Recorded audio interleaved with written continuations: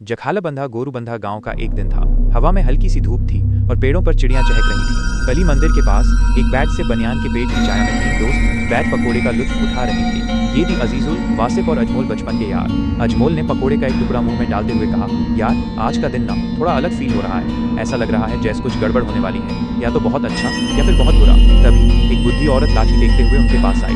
बच्चों, उन्होंने कहा, उनकी आवाज़ में थोड़ी सी थरथराहट थी, इस बनियान के पेट के नीचे मत बैठो। यहाँ एक भूतनी रहती है, लेकिन वो सिर्फ दिन के समय निकलती है। वासिफ ने हंसी में बात उड़ा दी।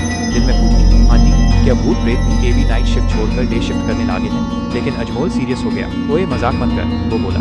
मैंने तो कल रात सपने में एक भूतनी से शादी की। पक्का ये कोई इशारा है? अजीजुल बेचैन हो गया और चिल्लाया, तुम दोनों पागल हो, चलो फिर भूतनी को ढूंढने चलते हैं। और इस तरह उन तीनों ने मिलकर एक गोस्ट हंच का प्लान बना लिया दिन दहाड़े। उनका मानना था कि अगर भूतनी दिन में दिखती है तो वो जरूर मॉडर्न होगी, घर बैठ ऑनलाइन काम करने वाली।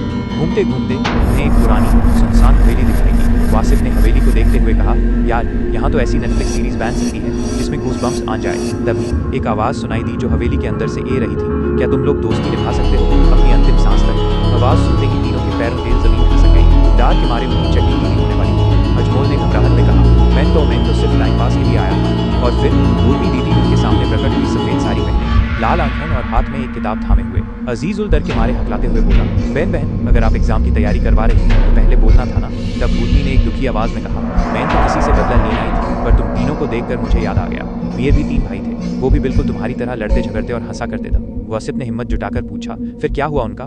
भूतनी की आंखों में आंसू आ गए। वो तीनों एक दिन छोले भटूरे खाकर मर गए, और उन तीनों दोस्तों ने भी यूएस दिन सुबह छोले भटूरे हाय खाए थे। एकदम सन्नाटा छा गया, माहौल बहुत इमोशनल हो गया था। फिर अजीजुल ने एज बढ़कर कहा, दीदी हम आपके भाइयों की दोस्ती की कसम खाते हैं, हम बिल्कुल उन्हीं की तरह हैं, चलो दोस्ती पक्की करते हैं। भूतनी हल्की सी मुस्कुराई और फिर एकदम से हवा में घुल गई। तुम लोग सच में असली दोस्त हो, और असली दोस्त कभी नहीं मरते, सिर्फ छोले भटूरे से डरते हैं। पार्ट 2 के लिए सब्सक्राइब करें।